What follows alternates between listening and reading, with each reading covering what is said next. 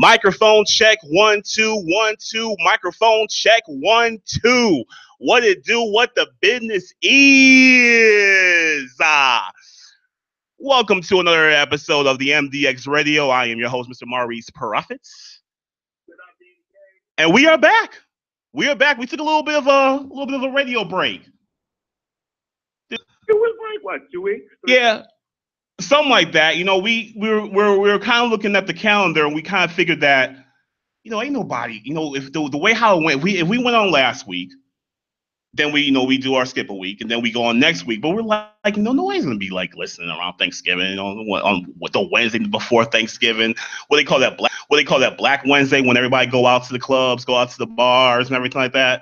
You know, go out and get crazy before they stuff their face with turkey the next day. You know, ain't nobody gonna be listening. I don't know. Maybe they will be listening to us at the club. You know, it's like kind of one of those decisions where it's like, do I go to the club or do I listen to MDX Radio?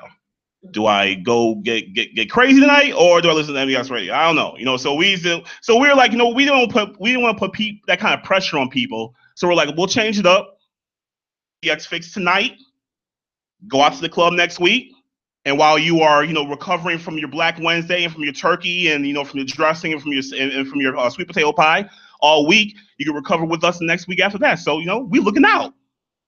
Look at that. Yes, sir. Look at that. MDX helping everybody out. One person at a time, one player at a time, bro.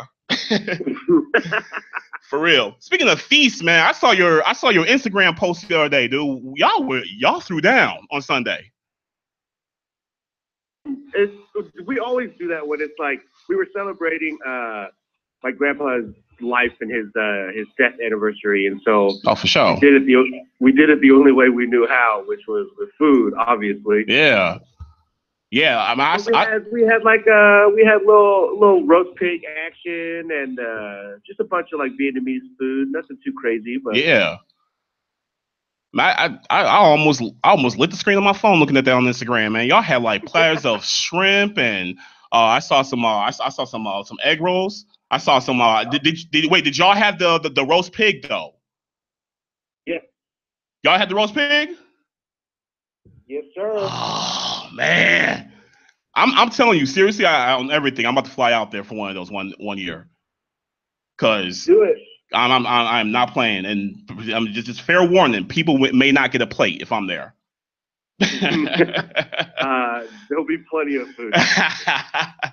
I'm with that. Big show tonight. Thank you everyone for joining us tonight. We have a really big show tonight. We're talking about Thanksgiving tradition.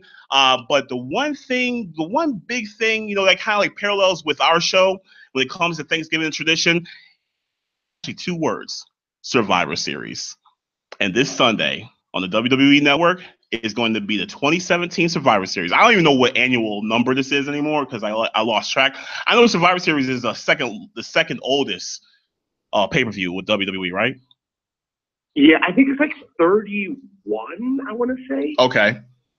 That sounds about right. Because I know that there's like a few years in between the WrestleMania and the Survivor Series numbers, because Survivor Series started like what, 88? Something like that. Yeah, something like that. So this year is gonna be, like you said, like probably the 31st anniversary of it, and big card. I gotta tell you, before we unpack this card, man, like there was a point in time where Survivor Series was kind of like on a slump, I want to say. Mm-hmm. Nothing. It was treated like it was like a regular pay-per-view. There was nothing really too. Not saying it wasn't anything good, but nothing that was too memorable. Like when you think about old school Survivor Series, when you think about like 1990, 91, or even 93, 94 and such, you know, or even the infamous 197, you always have the moments, the matches that really are branded into your head. And later on in the episode, in this show, Danny and I are going to go over our top 5 Survivor Series moments, matches, and shows.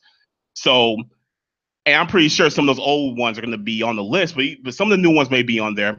But there was a time where it was kind of a lull in the Survivor Series, in the Survivor Series shows. But as of recently, probably I want to say within like the last like three, 4, maybe 5 years, at when the Shield debuted, that's when the pay-per-view started to make a nice turn. You know what I'm saying? Where it kind of came back into its glory days and such. and this year is no exception to that rule. So this year, let's go down this card a little bit, and we're going to kind of like, we're going to talk about these matches that are coming up and kind of give our intake and our take of like what's going to be happening and what we think is going to happen, our predictions, and see if it's going to be a good show or not. So it looks like that the championship titles are on the line. The cruiserweight title is going to be on the line with Enzo defending his title against Kalisto. Now this is going to be on the pre-show, right? Is it going to be are they treating this pay-per-view as like one of like the how they did with WrestleMania and SummerSlam, where it's going to be a 2 hour a 2 hour pre-show and a 4 hour show? I don't think so. But I don't know. It might be because like the card is kind of big when you think about it, and it's a lot going on in the card. So I mean, it could be, but they haven't really said anything too much about if it's going to be that long or not. I mean, because they normally would tell us special start time at, Well, I guess so, because it says the start time is 7 Eastern, 4 Pacific. Oh, so okay. Oh, so with the start time for the pre-show or start time for the show? The show. Okay, so it's gonna be a 4 hour show then. I guess so. But probably not a 2 hour pre-show. They only need to do 2 hours. No, they'll do an hour pre-show starting at 3, I'm assuming. Okay. Yeah, because that's all we need. We 3 don't need for me, 5 for you. Yeah, that makes sense. Yeah, we definitely don't need a 2 hour pre-show for this card. But a 4 hour regular show, yeah, that makes sense. So more than likely, yeah, the Cruiserweight Championship will be on the line with Enzo defending the title against Kalisto. Kalisto celebrated a birthday yesterday. Did you watch 205 Live? Nope. Dude, I have not watched 205 Live in months. I can't even tell you what's going on. The last time I watched 205 Live was when I was at SmackDown in October. and you were forced to watch it. Exactly. Hey, real quick, when you were there for that, did people stay for 205 Live, or people were kind of like, nah, I'm gonna beat the traffic and go home? There was more people than I expected. Uh-huh. But it's long. It's boring. Like, you're done. I can't do it. Really? I mean, I stayed, but like, the crowd just sucks. It's dead. Like, it's so bad. Yeah. Because I figured because you guys are already just got done doing SmackDown, so right. I mean, having to go through like another show is kind of exhausting already. Mm-hmm. That's why I keep saying 205 should just be like the same night as NXT. Like right after NXT or right before NXT or something like that in Florida. Mm. That makes sense. But anyway, so we'll see that. My money's on Kalisto winning the title. I think because like it's the only title I think that's on the line, I believe, and it'll just be a way to get the crowd hype. It'll get the crowd into it and everything, and oh my God, title change happened on the pre-show. You never know what might happen on the show tonight, so they might do something like that. I think. Yeah, I guess I don't care about the match. I'll be honest. Yeah, but to be honest with you, I mean, with Enzo though, Enzo has been kind of making from what I understand, he's been making the cruiserweight division pretty interesting. So I don't know, it's one of those things where it can kind of go either way. But I'm kind of leaning towards Kalisto. I don't know, because if Kalisto wins the title, who cares, right? You know what I'm saying? So I mean, he always comes out there looking like a Chippendale stripper every week, and I don't need to see that with him with the championship. So I'm cool on that. Yeah. So we'll see what happens with that. So it's kind of a toss up. It can go either way. The next match, I'm very interested in this match. It's going to be The Miz, who is the Intercontinental champion, taking on Baron Corbin, who is the U.S. champion. I like this match a lot because they really have like taken the wheel themselves and made this feud very interesting on their own. This felt organic, the way how they really have been using social media. They really have been, going back and forth with the, the smack talk, when they've been doing their little videos back and forth with each other. So they really made this interesting on their own because I think it's very smart because they kind of went the Zack Ryder way. When Zack Ryder was like, okay, well, WWE, you're not going to really give me a push. You're not really going to pay attention. I'm going to do my own thing online, and I'm going to get my own cult following, which he did a great job with the whole Zack TV thing. And you saw where that ended up. Right. but before that though, Zack Ryder was hot when he was doing his little internet thing. I think that's kind of like what they did with this. I think because Miz and Corbin know that they're the top of the mid card, but they're on separate brands, so they're not really gonna have too much interaction. So let's do something a little bit different. And I like that they have really kind of like spiced up their feud with making it feel like real life tension between these two. Who knows? It could these could have been shoots. Who knows? Because Corbin was going after Miz's wife and talking about his unborn child. So I mean that's some below the belt kind of stuff right there. Right. You're right. Yeah. So with this one, heel, these are always very interesting to watch. I'm going with Miz just because Miz is on top of the world right now, and I think he's like probably one of the best things in the WWE at this moment. And Baron Corbin ain't ready for that rub yet, so I'm gonna go with Miz. How about you? This is again another match I don't really care about because I don't care about either of them. I do like where the Miz is going and how he's progressed himself as a wrestler and as, you know, someone on the mic. Just for that reason, I'll go with the Miz, just because I like him. I dislike him less than Baron Corbin. Not Miz head? No, I just don't like him. He's a natural. You a natural born hater, brother. Not a surprise to anybody. It bleeds over into this. But I really do want to see, you know, I'm with you on that, you know, but I want to see the Miz go after that, you know, that championship. And now with AJ being the WWE champion, I think a program. Oh, no. My bad. I keep forgetting Miz is on Raw. I keep forgetting that because I loved him on SmackDown. I thought he was a perfect fit on SmackDown. But if and have a Miz can be in the championship title scene again, I think he really deserves to have another championship title run. So, I mean, we'll see what happens after Survivor Series. You know, we have this kind of an interesting part. This is an interesting part of the year where it's Survivor Series, and you know we have December. December's kind of like, you know, kind of low, and then we go in the Royal Rumble, and that's the whole road to WrestleMania thing. So, you know, things might be kind of spoken for between now and April. So, you know, we'll see what they have planned though. No. Yeah. Next match we have is a 5-on-5 women's Survivor Series classic Survivor Series match. Representing Team, it's gonna be Team Raw versus Team SmackDown for the women's division, and representing Team Raw will be Alicia Fox, Sasha Banks, Nia Jax, and Bayley, and they'll be taking on Team SmackDown, which consists of Becky Lynch, Carmella, Naomi, Tamina, and a mystery partner. And word on the streets of who that mystery partner is. You want to take this one, Danny? Paige. Do you think so? It's gonna be her or Nikki Bella? I didn't think about Nikki Bella. They're the two that are in that are the rumored right now. Oh, I'll be salty if it's Nikki Bella. Dang, you ruined my night saying that. Dang, it's like she was not even in the equation for me right now. The Paige thing is kind of a wild card because I can see it, you know, I can see it happening, but and that's the thing with rumors, you can only, you know, take them for as a grain of salt.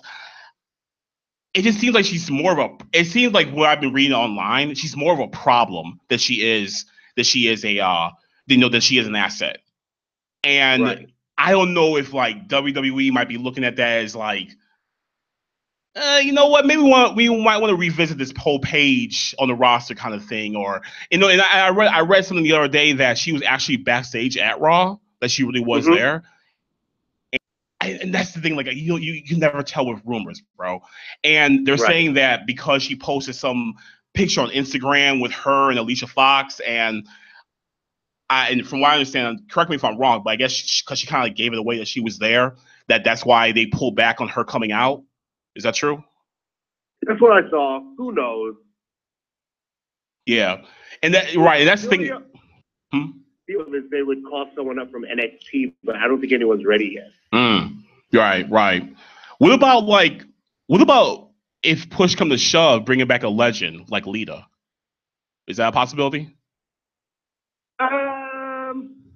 It could be, but I think that's just too far-fetched.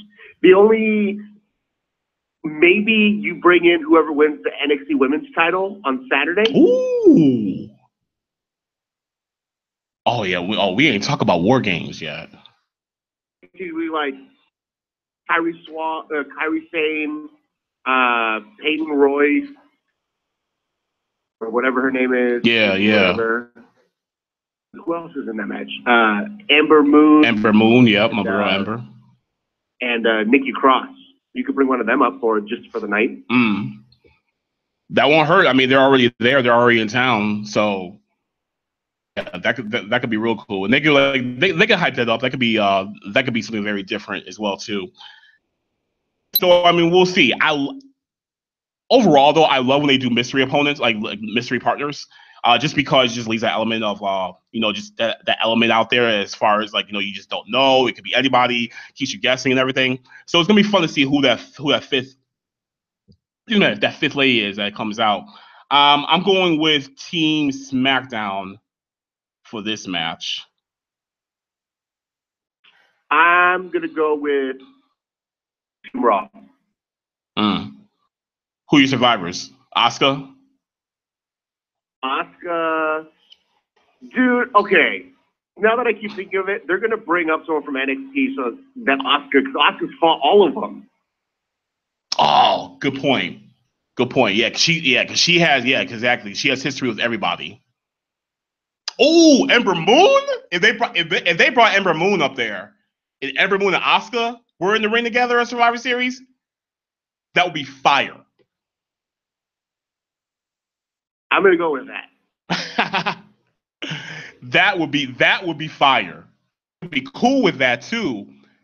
Is that because let's say for whatever reason, WWE does not want let's just say that I'm not trying to pontificate on my point, but let's say if WWE's like, okay, let's have Team SmackDown win, but if they have Asuka, let's say she's battling someone from NXT.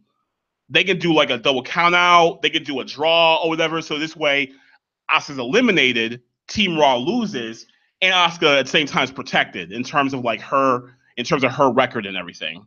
So right. So yeah. So they could do a lot with that. I think that could work. Because if it's not Team Raw, then going about it that way to protect Asuka will make a lot of sense. So I mean, we'll see. And remember, just putting it out there so people remember, just a reminder, Carmella still has a briefcase, and there was a championship title change the other night. So keep that in mind, people. That rolls into our next match, though, that's coming up. For the championship? Oh my goodness, my head is gonna explode. Yeah, I'm about to say, what are you gonna do with this one, man? So for representing Raw will be Alexa Bliss, the Raw Women's Champion, going against the new SmackDown Ladies Champion.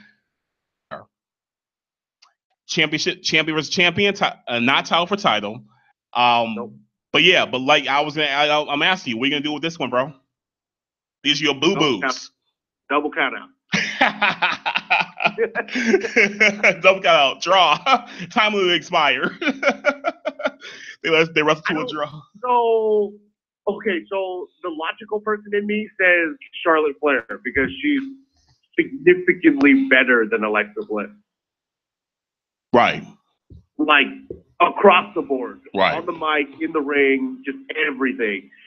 The super duper Alexa Bliss part can be just one turn to win because I like when she wins. Yeah, right, naturally.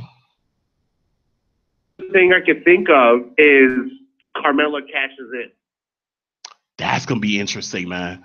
Because two women's champions will be in the ring at the exact same time. This is the prime opportunity for Carmella to cash in.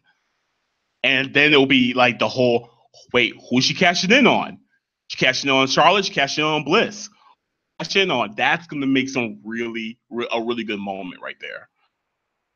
But can she cash in on Alexa Bliss? Because she has the SmackDown Money in the Bank. That was my question too. After she won it, is it only exclusive to SmackDown? And the only reason why I asked that is because there was that whole controversy with the way how she won it originally. Ellsworth getting in and everything. So I'm just like, because she's no stranger to controversy surrounding that women's Money in the Bank briefcase, I could see her exercising her like her, I guess, like, what's the word I'm looking for? I guess jurisdiction with said briefcase when it comes to which championship title she wants to go after. Like, that can make some very interesting story. If she happens to cash in, maybe Bliss is the most vulnerable of the two. And then she comes in, cashes in, and she's like, I'm taking that Raw Women's Championship. I'm taking that Raw Women's Championship over to SmackDown. How gangster would that be if she did that? That'd be crazy. That will be wild. That will make some really good TV and some really compelling stories. So that's something to keep your eye on, when you're watching. So we'll see what happens with that, though. I think I'm gonna roll with you and I'm gonna take the easy way out on this one with a double count, just because I'm not sure who would win this match. This is a very hard one to tell because Alexa Bliss, she's extremely hot in terms of like her popularity and like her how she is going about things right now. And Charlotte, she's a new champion, and just skill wise, Charlotte is above Bliss, but stranger things have happened before, so we'll see. True. Next match we have on the docket is Cesaro and Sheamus, the Raw Tag Team Champions, going up against the Usos, the SmackDown Tag Team Champions. Originally, I like the original match they had when they came to the Usos going against the Shield. But I get it. You got to change some things around. It's cool. This would still be a fantastic match. If we get anything that was anything close to what we got before when it came to the Shield going up against Cesaro and Sheamus, then we're gonna get something really special with them and the Usos. So I'm kind of leaning towards Cesaro and Sheamus for this one, only because like they're a little more dirtier. They have like they have a lot more in terms of their offense arsenal wise. So I can see them taking the victory. Just because I don't like Cesaro and Sheamus. Yeah, yeah. The Usos, they're my boys and everything, but yeah, no, I'm with you on that though. I would like to one day see Usos and the Rollins and Rollins and Ambrose go at it though, but who knows? We'll see what happens. Next up, we have speaking of the Shield, we have the Shield and Roman Reigns going up against the New Day, and that's going to consist of Woods, Big E, and Kofi Kingston. This is another one that I think is gonna be a barn burner. This may be the best match of the night. Do you think? Yeah, absolutely. You were crazy, bro. Did you forget the pre-show from SummerSlam when it came to the New Day and the Usos? Yeah, I just don't like the New Day. What you talking about, man? New Day rocks. New Day rocks. Do I gotta remind you, bro? You annoying. And they're not that good at wrestling. They're not good at wrestling? No, I don't think they are. They're like 12-time champions, man. Are you serious? Kofi. Huh? I like Kofi. I'm not a Big E fan, and I really don't like Xavier Woods. Bro, you were just salty because they beat Demolition's record. True. Let's keep it a buck, you know what I'm saying? You still tight about that. You were trying to see that happen last year. I was so angry. No, I got Shield with this one though. I think Shield's gonna take this victory. I think Shield's gonna win too. Yeah. Just you gotta keep Reigns strong. Mm-hmm. All right. So now we have another champion versus champion match, which is going to be Brock Lesnar, the Universal Champion, taking on AJ Styles, the WWE Champion. Super serious, super looking forward to this match. This originally, as everyone knows, originally this was supposed to be Brock going up against Jinder Mahal. The thing was, what was interesting about that match was on paper it looked really interesting. Where you're kind of like, okay, like because on paper that really kind of grabbed your attention. But when you really thought about it, and there's no shade, because I like Jinder as well too. I was a huge fan. I enjoyed his championship title run over the summer. I really liked him a lot. But when I thought about it, I was like, he's really outmatched and outclassed and outskilled by Brock. Brock's arsenal offensively and defensively is limitless almost. And Jinder still has he has very minimum in terms of offense. So I just felt like when I really thought about it, I was like, that match might have turned into Rest Hold Mania, and with those two. But now since Jinder dropped the title to AJ last week, now we have something very interesting to really looking forward to, because this literally is the irresistible force meeting the immovable object. So we know AJ's going to bounce around. He's going to do all of his moves. He's going to do all of his his forearm shots and everything. I don't hold your breath on seeing a Styles Clash. him doing a Styles Clash on Brock. Do not hold your breath on that. But we're going to see a lot of just like fast pace from him, a lot of power coming from Brock, a lot of resiliency coming from AJ as well too, which is going to makes the recipe for a very, very compelling match. Winner.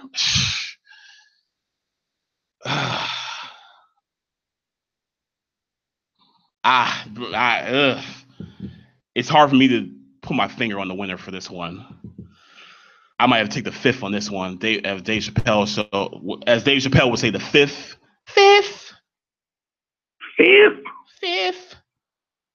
Yeah, I might have to do that one. This one, man. I can't call. No. Nah, I can't make a decision with this one. It's too hard, man. And I like that. It's challenging. It's too hard. I'm going with it's gonna be a no finish, because Jinder's gonna come out and do something. Interesting. Because you're right, because Jinder's not doing anything on Sunday. Nope. Interesting. And he's been like away from TV. So wait, is Jinder gonna help AJ get the win? No, he's gonna help him get the loss. Oh, okay, because he's beefing with AJ. Okay, all right, right. Yeah, Jinder doesn't care about brand versus brand. He doesn't care about that. True. He just wants the title back. Yeah.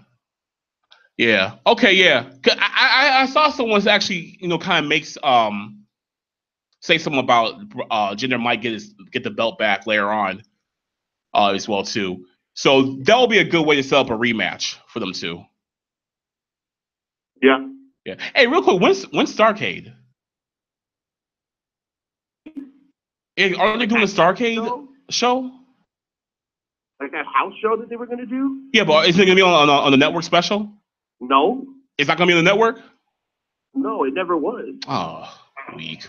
Why they hype it up then? It was just a house show. Right? Or in 2 weeks? November 25th. Was that next Saturday? Let's see. Thanksgiving is Thursday. That's the 23rd. Yes. Okay. It's not gonna be on the network. No, it's just a house show. That's stupid. Why'd they hype it then? I don't know. Whack. take this L. All right, so yeah, so it's a terrible card too. Oh my goodness. Like the Rock and Roll Express wrestling on that? I remember I saw some names in there. I'm like, why are you there? It's because it's like it's like where it originally was. Something like that. It's like in North Carolina, right? Yeah. Yeah, I guess I can keep that off TV.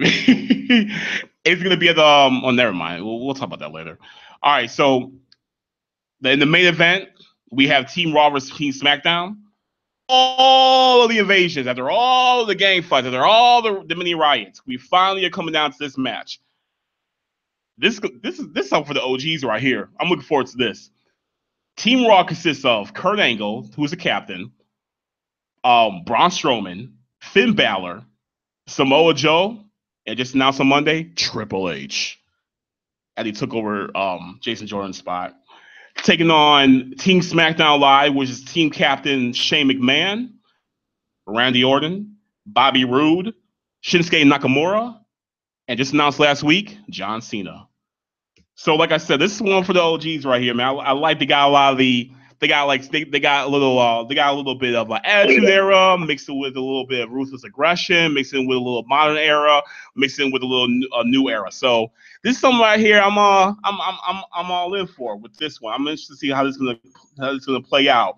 I like the fact it's just the old school of me likes the fact of seeing and Triple H in the same ring, seeing Orton and Cena, you know what I'm saying, in the same ring as well too. I kind of like this. I like this dynamic a lot.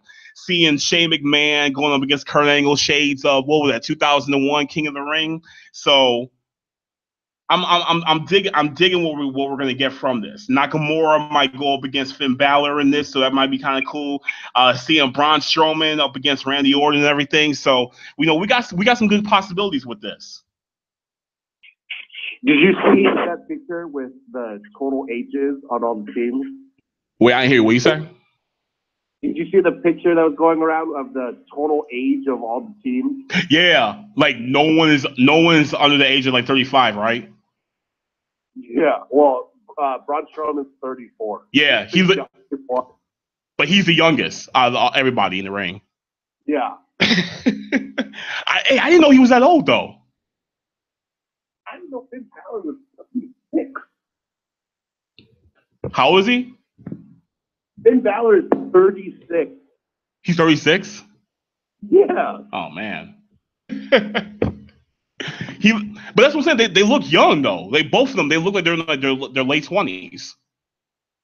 They do, but you got to remember, like Finn Balor's been wrestling forever. Samoa Joe's been wrestling forever. True. Especially Joe. Yeah. They've all been wrestling forever. Yeah. Yeah, they must be using coconut oil or something like that, looking all young and everything. But that's what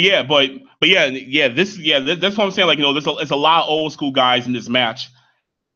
I like what we can get from this. Now, as far as who's gonna win this match, I might have to go with Team SmackDown. You going Team SmackDown? Yeah. You know, I haven't really thought about it much. To be honest. I don't know. It's a lot of possibilities with this one. The only reason why I'm saying Team SmackDown, I think because I think John Cena, I can't see anyone on Team Raw beating John Cena. Triple H. Not even Triple H? Nah. No, Triple H, he would put over Cena. He would. Yeah, he would put him over. I mean, if it's them two, like the last ones in the ring, they'll have a great final stretch. But he'll put Cena over though. Send home everyone happy, the kids happy, the family's happy. You know, like John Cena's victorious and everything. It'll be a good look. Just to be that guy, I'm gonna go with Team Raw.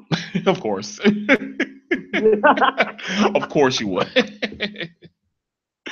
Yeah, but you know, we'll see what happens with that though. Overall though, the pay-per-view looks great. Like this looks like a great pay-per-view. This is what I'm talking about. Like they brought the prominence back of Survivor Series, and this is no exception.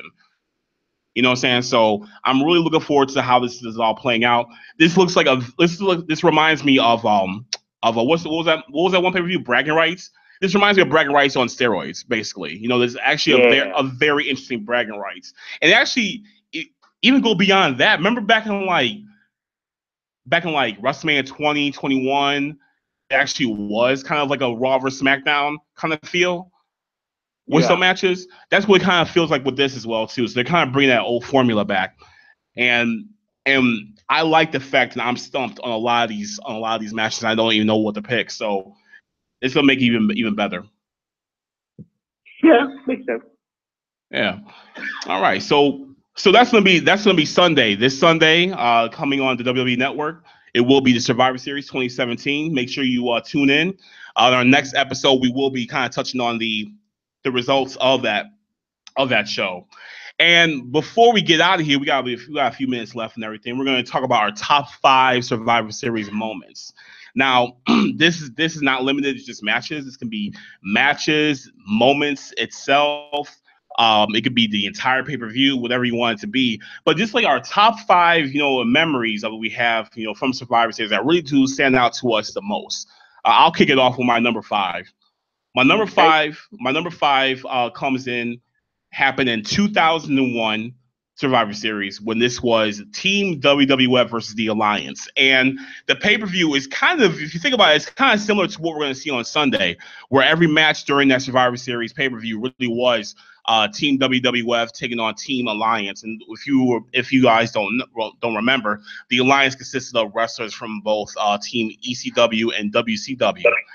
Combined as one, and every match in the pay-per-view was all WWF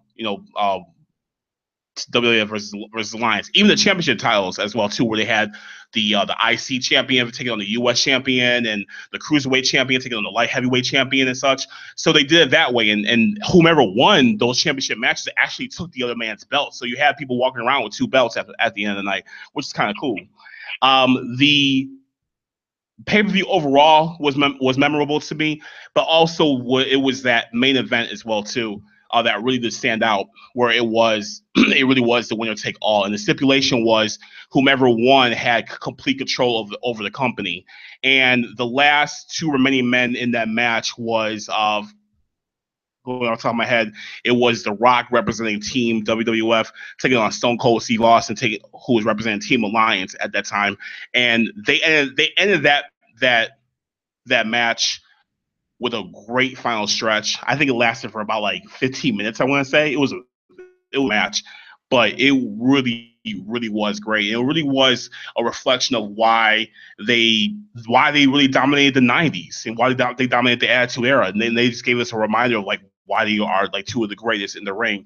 And it was just a great ending. It was very dramatic, and it showed that WWF was dominant with The Rock coming on top, defeating Stone Cold Steve Austin. Vince McMahon coming out, The Rock, thanking him, for quote unquote saving the company. And it really was a moment. It really was huge and everything. So that one stands out to me as probably like my 5th best moment from Survivor Series history.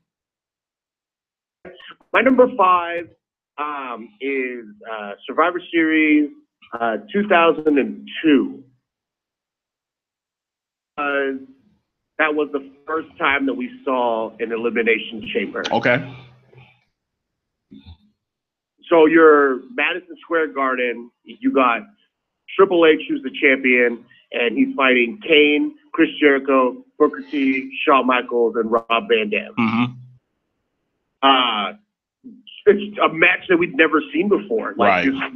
this crazy Elimination Chamber where you got this chamber that's surrounding the ring, and there's no floor to it. Like the floor is equal to the ring, right? And so you got steel all over the place. You got these 4 pods and then 6 guys, and they randomly, release a guy after a certain time frame.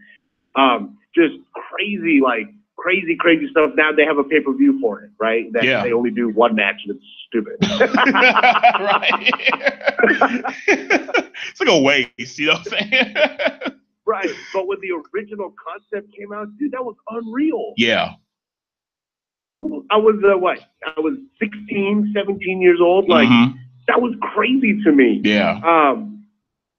The match was like 45 minutes long, just absolutely crazy. And then we see Shawn Michaels beat everyone and win the championship.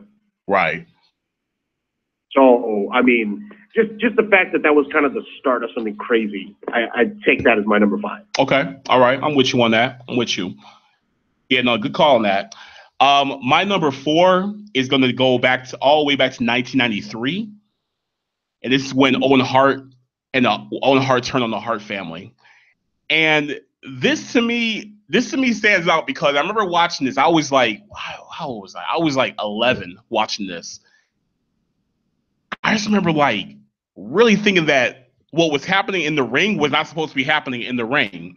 When Owen got, when Owen went off the ropes, he bumped into Brett. Brett fell.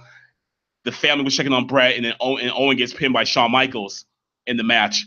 And Owen is, he's like, y'all not even worried about the fact that I just got pinned and I lost. Y'all over here more concerned about Brett. And he was like yelling at them. He's yelling at Stu and everything. And you see Helen ringside crying and everything like that. And Owen goes to the back. He's mad. He's fencing. And I remember sitting there like, was that supposed to even happen? like it seemed way too real. And that was, one of those very rare times in 1993 when reality really did. And then with the product, so you always were kind of like you kind of knew like what you were getting back then, because it really felt very uniform, felt very structured, but that did not feel structured at all. That felt super organic, and it really did kind of like burn into your head, like what's going to happen. And like the rest of the pay-per-view, you're watching the pay-per-view, but you're kind of thinking, okay, I understand that this match is going on, like with the Rock and Roll Express against the Heavenly Bodies, but I want to know more about what's going on with Owen Hart in the back. Is he still upset? Is he still mad? Is he fighting Brett? You know what I'm saying? So that really stood out to me as like that was a moment. And then from there, it just snowballed into an amazing career that Owen will have for sadly the next 6 years. That will come to an end in 99, unfortunately. But Owen Hart turning on the Hearts, 1993 Survivor Series, number 4. My number 4 is Survivor Series 96. Because we get the debut of Rocky Maivia. Yeah. Just some goofy looking dude with like the meanest Jerry curl. And he's rocking it. I mean, he comes out and he, Rocky Maivia, he's the son of Rocky Johnson, grandson of High Chief Peter Maivia. So 2 legends in the business. And then he's just like this gangly looking dude that comes out only to become The Rock, like years later. It's crazy. Who would have ever thought, like, just to see like the type of persona that he had. I mean, I look at like Triple H too when he first debuted, and he was Hunter Hearst Helmsley, like Greenwich, Connecticut, and then what he became. Like him and The Rock have very like similar stories, I feel like. Yeah. But yeah, man, 96, that, just goofy baby face Rocky Maivia comes out in a traditional Survivor Series match, which Triple H was actually a part of as Hunter Hearst Helmsley. Which is crazy, right? Yeah. Like when you look back on that, you're like, who would have thought that them two in the ring right now would have like the most like story career later on down the road, right.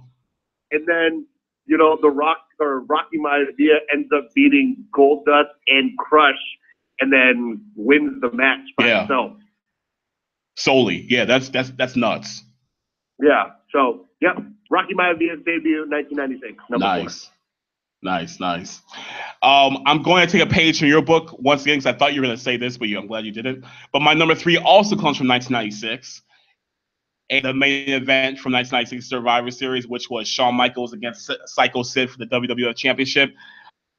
Sid was challenging Shawn for the title. And I got to tell you, at that time, I hated HBK. I hated him.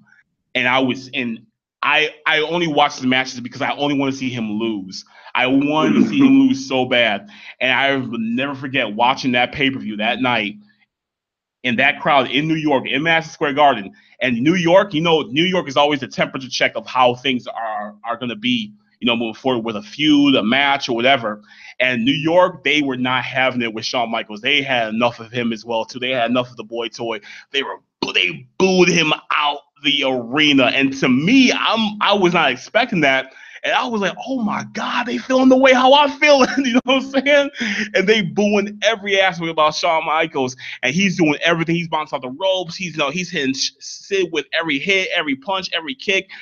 everything. You know, he's throwing everything he could at Sid, but the crowd was not having it at all. They were pro Sid 100%.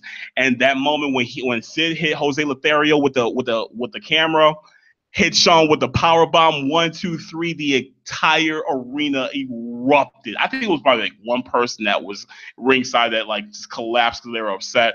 But but seeing Sid defeat Shawn Michaels and win the title was probably one of my favorite. Was definitely one of my favorite moments. Only because I remember how elated I was to see Shawn drop the title to Sid finally. So that was my number 3.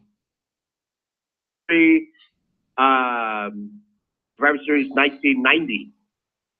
Oh, okay. Because we get the debut of none other than The Undertaker. Mm. $1 Million Man says he has a mystery person for his team.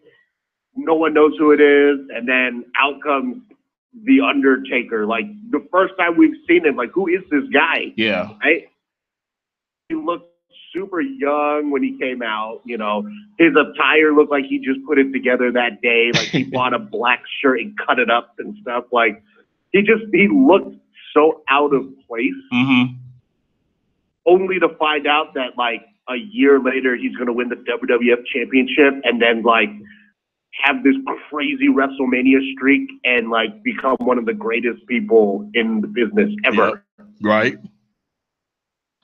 Unreal. The debuts for me just get me because I'm just like, man, like, to see how, and Undertaker really only changed his character like once, right? Yeah. I mean, he had like Ministry Taker and all that stuff, but he really only broke it once when he did the American, you know, stuff that he was doing, motorcycle riding, and so that was like completely different type of Undertaker, whereas the other one still went with that darker side.